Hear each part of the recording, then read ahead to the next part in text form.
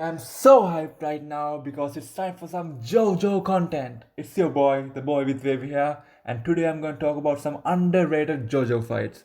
Please, guys, give this fight some love.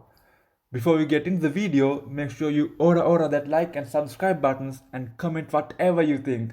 Fill the comment section with JoJo cringy memes. I can't wait. Without further ado, let's get into this video. Number 5, Vamu vs Caesar. Talk about underrated fights, right? Caesar doesn't get enough credit from the JoJo community. But I like Caesar and this fight is awesome. The way Caesar uses his bubbles is pretty unique too. Anyways, let's talk about Vamu for a second. He's a fighting genius. Pilament's weakness is sunlight. Everyone knows that. But the way Vamu used his wind tubes to create a wind shield was genius. It refracts the sunbeams and protects himself.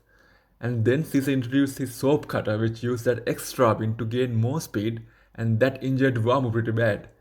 Then he somehow gets inside of the mansion because Vamu is a true genius. After that, Caesar goes into the mansion and attacks with his soap lenses, where he used the bubbles like mirrors to reflect sunlight into the mansion. That was really smart. Then Vamu tries to defend himself using his windsuit, and Caesar jumps to stop Vamu.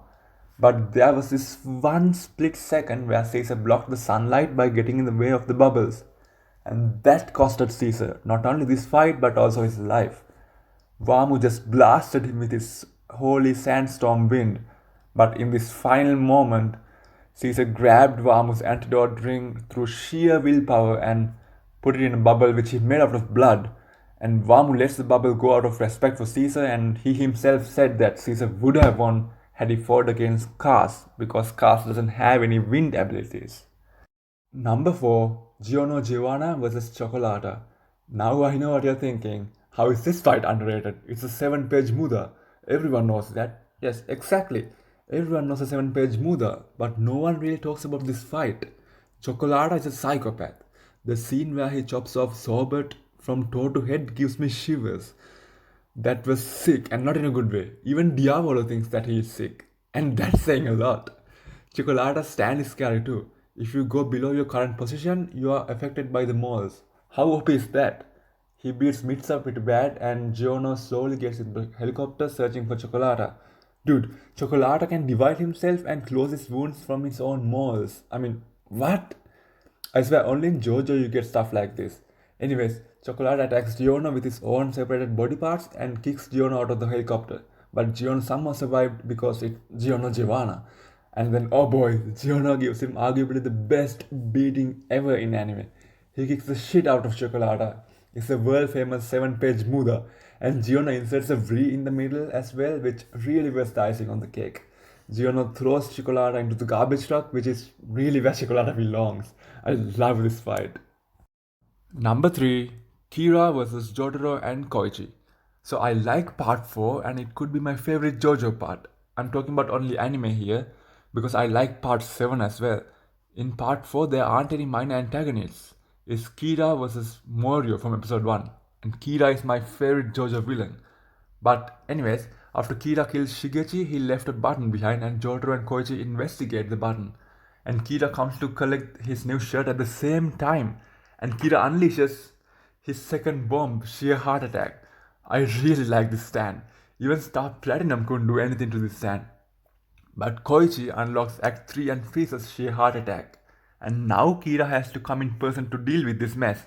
And Jotaro is already down for the count. Kira beats up Koichi so bad, bouncing Koichi's head on the floor like a basketball.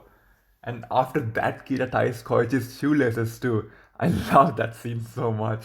And Jotaro wakes up praising Koichi, and even though he is half passed out, he knocks out Kira and did his aura thing. And we got to hear Jotaro's theme from part 3. It was so cool and nostalgic. Number 2, Vanilla Ice vs Polnareff and Iggy. Vanilla Ice is a great character. He was so loyal and lived only for Dio. Not in that way. We haven't seen characters like that in JoJo. That's why he's one of my favorite characters. His stand is also one of the most broken stands in the JoJo verse. He kills Abdul with just one attack. That scene was scary as hell. Then Iggy and Polnareff had to work together. They can't even see the stand and Iggy's expression says it all. They run upstairs to get away from Scream, but he cuts them off. Polnareff starts to cut everything in his path, and in the confusion, they get away. And then they make a fake Dio out of sand and gets caught when the fake Dio tries to attack Vanilla Ice. Then Vanilla Ice loses his mind and kicks the living hell out of Iggy. And after that, Cream circles around Polnareff, and when he thought he got him, he realized that Iggy used his last bit of strength to move Polnareff out of the way. Finally, Polnareff cuts and chops Vanilla Ice several times and just pushes him towards the sunlight. That was so badass. And the scene where Abdul and Iggy smiling down on Polnareff after the sunlight was really emotional. So, before we get into our number one, let's see some honorable mentions. Giorno and Mista vs Giacchio, Iggy vs Pet Shop, and Polnareff vs Alice. Number 1, Risotto vs Doppio. Oh my god, this is one of the fights you just have to watch at least once a month. As the only remaining member and the leader of the Hitman team, we know that Risotto is powerful, and Doppio finds Risotto when he least expected it. Risotto made Doppio spit out razor blades, pins, and even a scissor. Then we got to know about Metallica and his ability to control iron.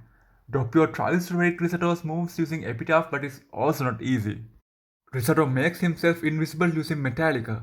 To think that Risotto almost killed the boss here. I mean, he would have killed Doppio or Diavolo if not for Narancia. Narancia's Aerosmith just blasted Risotto at the very last second.